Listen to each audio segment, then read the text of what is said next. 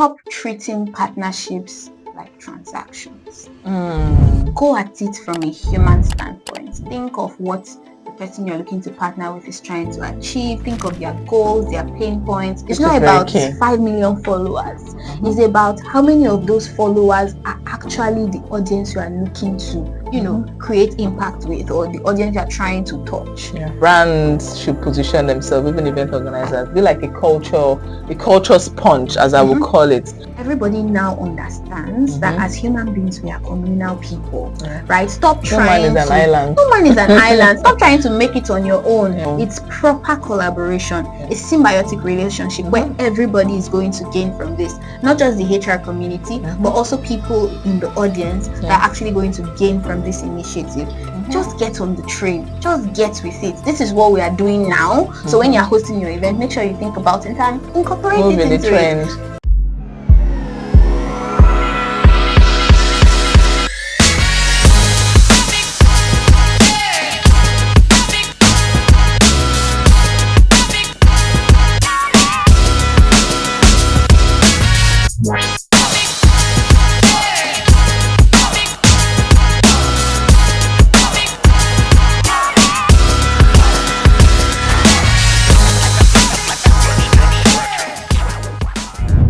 Hello listeners, welcome to the second episode of the Sponsor Zone.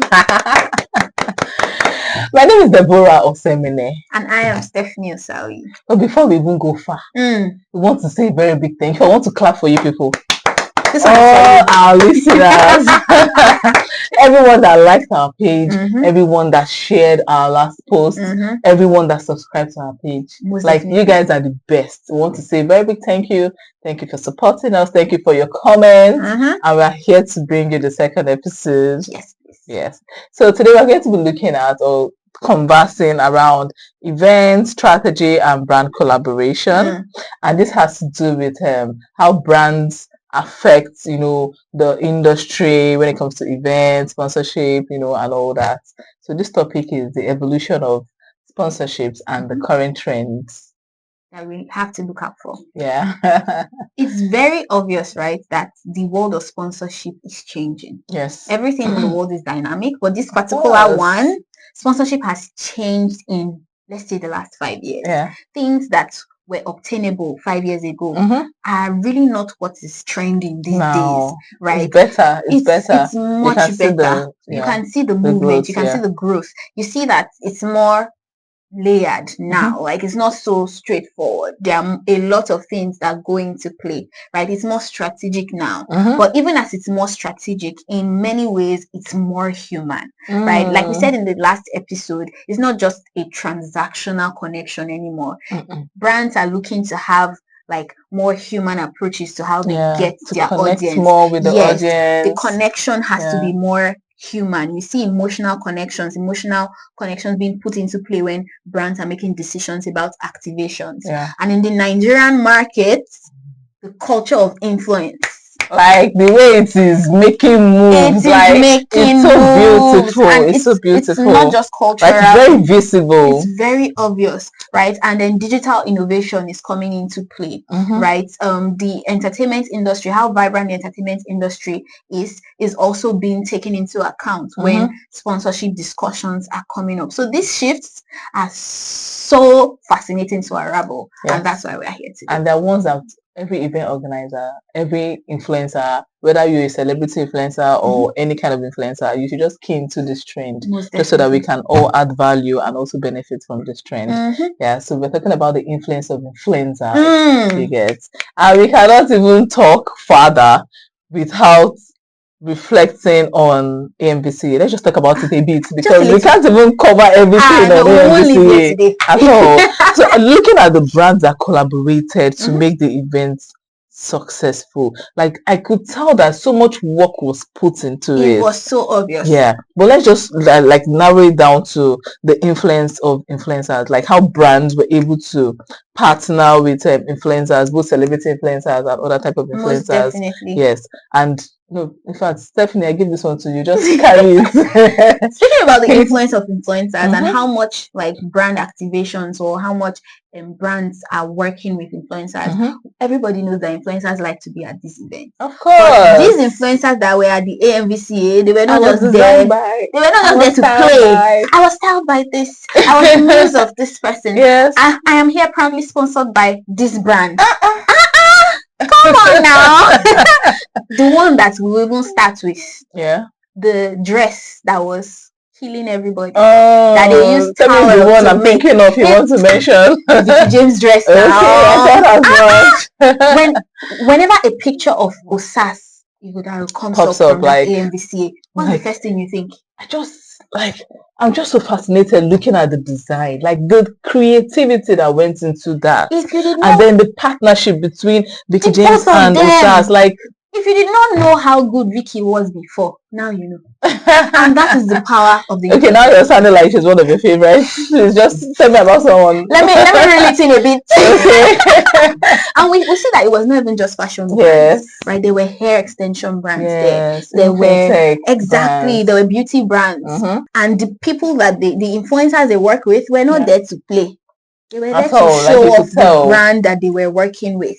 Right, so many brands were ably represented there, and we see that they were not just fighting for space, but they were also working together. And they were all glowing in their own space. Exactly. That's true. Exactly. You see the influencers and the brands all coming together to make such a beautiful show. Yeah. It was beautiful to see. Yes. It was like a mini Met Gala. Exactly. So another thing that I could even say, for me, what I observed is the way these brands were able to trust these influencers to carry their brand is something to commend, because you see most of these celebrity influencers, you would never even think of them associating with some serious brand in fintech or one FMCG brand. But come on, look at it. And typically in the world that the brands are trusting them. In the world that we knew before, this what concern financial organization, concern movie video events. But see how all of them were getting value from just one event. Both brands that run in that space and brands that don't typically run in that space. And what brought this to light? The influence of influencers. Yeah.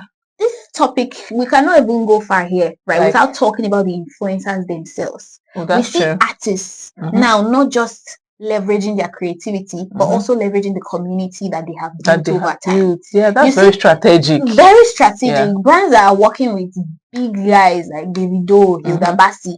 It's not about, yes, they are creative, but it's not just about the creativity. It's about the fact that they are now a brand ecosystem. So those of us in the communities, they are now presidents of specific ecosystems. And for you to gain access to the audience within that ecosystem, you have to meet the president first. Of course. Most definitely. So brands are knowledgeable in this aspect. Exactly. So they are meeting the right people to influence, to help them grow their brand, publicity, and also make impact. Very important. And you see that these brands are taking their time to choose the influencers that have the kind of influence that they need. Yes, it's not about 5 million followers.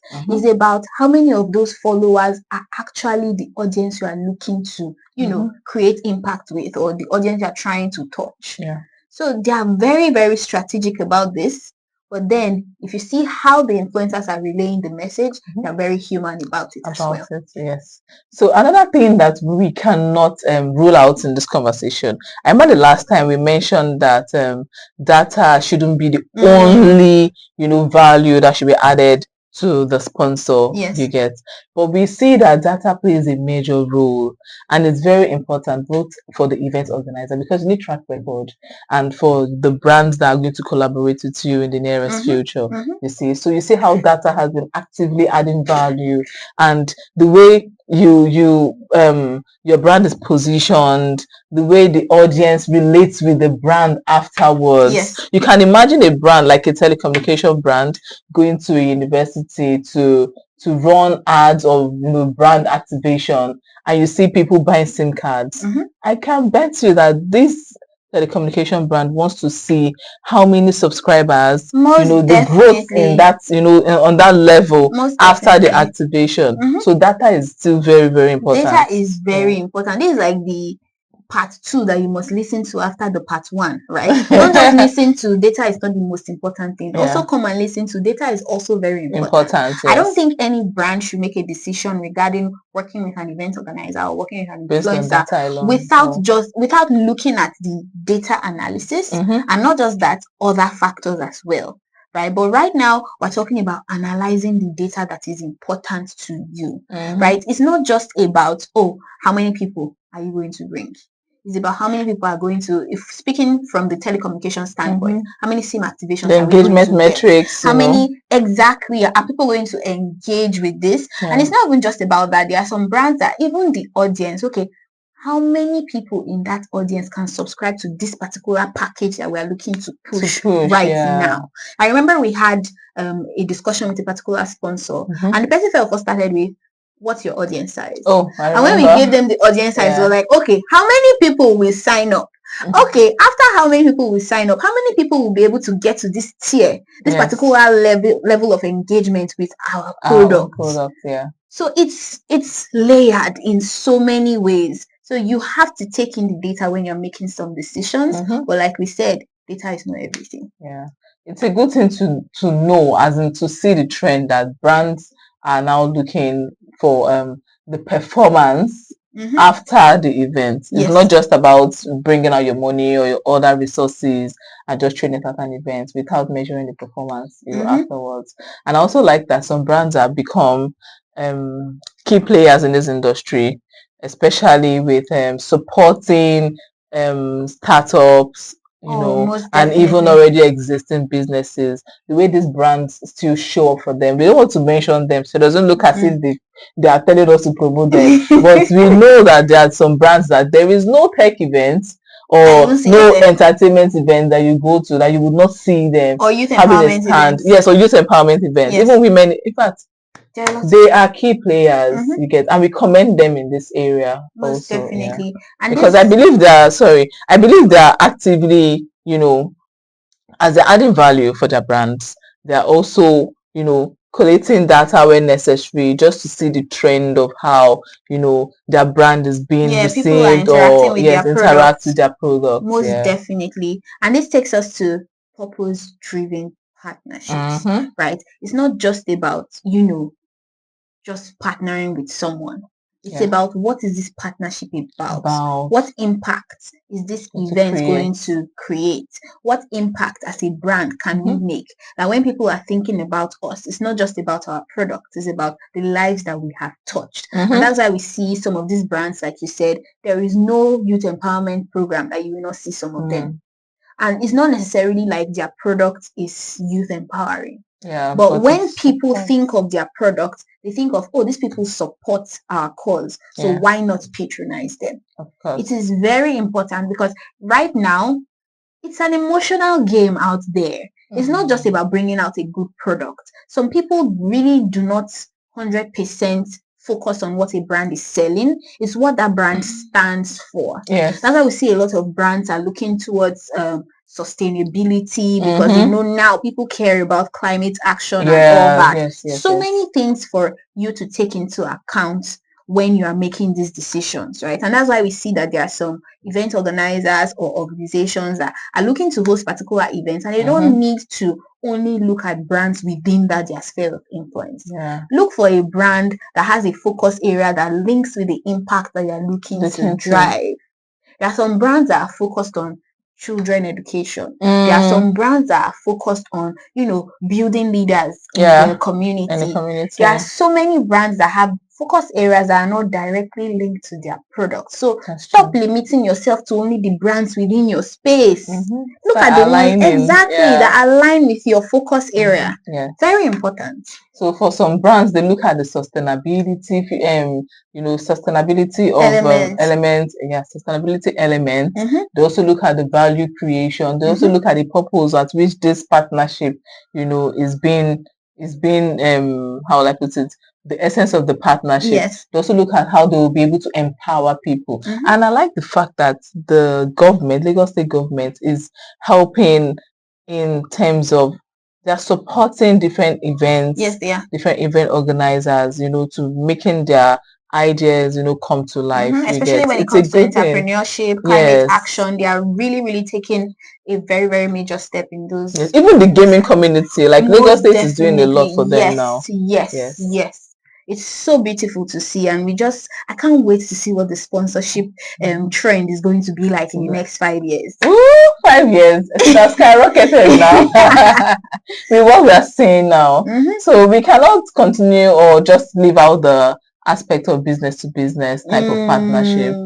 Yes. And how it has been adding value to it has really been adding value to the ecosystem. You see that everybody now understands that as human beings we are communal people, right? Stop trying no man is an island. No man is an island. Stop trying to make it on your own. There's this thing that motivational speakers say, if you want to go far, go alone. But if you want to go well, go alone. If you want to go far, go with people, right? So that's where B2B comes in. As a business, right, you have a certain reach. But when you partner with other businesses, you are combining your riches, right? So it's like you have 5,000 people that are interacting with your product. I have 5,000 people that are interacting with my product. When we come together to create an event, or when we partner to, bring out a product, now it's not 5,000 people we're looking at, it's 10,000. Right? And it's not even it even grows because of both of these collaborations. People see what you're doing and they buy into it also. It's just like the HR community and SMEs now. You see HR communities hosting events that has to do with more empowerment or employment, career fair, job fairs are they are it's happening like almost every time now. And you see when they come together, it's not one trying to outshine the other. It's proper collaboration. A symbiotic relationship where everybody is going to gain from this. Not just the HR community, but also people in the audience that are actually going to gain from this initiative. It's such a wonderful thing to see. Even when health brands are partnering with fitness coaches, right, or fitness outfits, it's so beautiful to see. It's not even just about it's just pharmaceutical people coming together. No, it's pharmaceutical people in the other parts of health sector, fitness enthusiasts, whether you're a fitness coach, even people that make fitness wears, active wears, they can all come together and make such beautiful events. I really can't wait to see what the next 3 years have in store for us. Okay, so another thing that I would like us to talk about is the interactive experiences, like the immersive and interactive experiences between brands and the community they want to engage. It's a real thing to look out for. It's a trend that everybody must get with. It's not just about hosting events the typical way. Last time we said be creative about it. Think outside the box. Like cheerleaders in a football match. Exactly. Just create the experience. Let people remember that event for what they saw, how they felt during the event, after the event. Stop being so rigid about your approach. Create wonderful experiences that people will take home and say, oh, when I went to that place, I remember how I felt when I walked into the building. I remember how I felt interacting with the different products. It's not just about the knowledge that I gained, but I would like to go again because I had so much fun with these things. It's like the love cam at these stadiums, right? Some people just want to go there with their special person just so that they can be captured. So they will just be captured on that big screen. And let's not forget the mascots that are dancing. Oh, that's true. And the mascots that are even now being infused in events in Nigeria. That's true. The mascots are being infused. We have been going far. Wedding after parties. There are mascots there. What? It's something that everybody needs to, just get on the train. Just get with it. This is what we are doing now. So when you're hosting your event, make sure you think about it and incorporate it into the trend. In a good way. In a good way, please. Create immersive experiences. Let people get there and forget their worries, forget their troubles, focus on what they went there to do. Make the statements, make that strategic build that strategic relationship with other brands. Most definitely. So So we've talked about how important to collate data is, Yes, and how advantageous it is. We've talked We've about talked about business to business, business. We've talked about partnerships. purpose-driven partnership. We've talked about interactive relationships and all that. We've talked about the Immersive and influence of interactive. influencers. Yes, I can't even miss that one out. So like That's because we can't exactly. Yeah. So what would you say? Like, what can we tell people? What can we tell our listeners?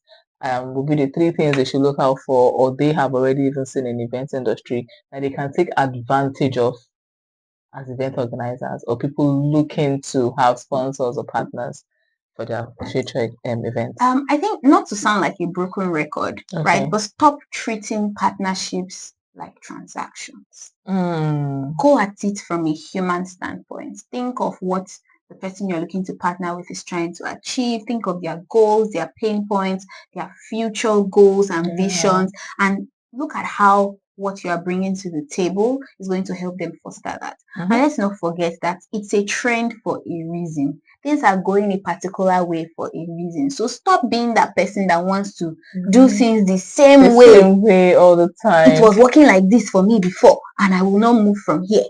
You have to move. It's a dynamic space that we are playing in. So make sure that you are ready to flow with the tide. The trend, yeah, exactly. That's true. And let's not forget storytelling. Whoa, it has done a lot recently. It is something that if it is not in your pocket already, you need to carry it from wherever people are collecting it from and put it in your pocket, because like people are not going to engage with a brand that they cannot relate to. Yeah, that's true. Exactly. So whether you are a brand, whether you are an event organizer, whether you're even an influencer, I'm not teaching influencers how to do their job, I'm sure they know. You have to incorporate storytelling into everything you're doing. Yes. Whether you're trying to push a particular brand for a particular organization, whether you're trying to break into a particular audience, you have to make sure it is relatable. Create a story around it. Even skit makers know this. Exactly. Don't act like you are selling something. Act like, I know I've been where you are, and this was how I got out of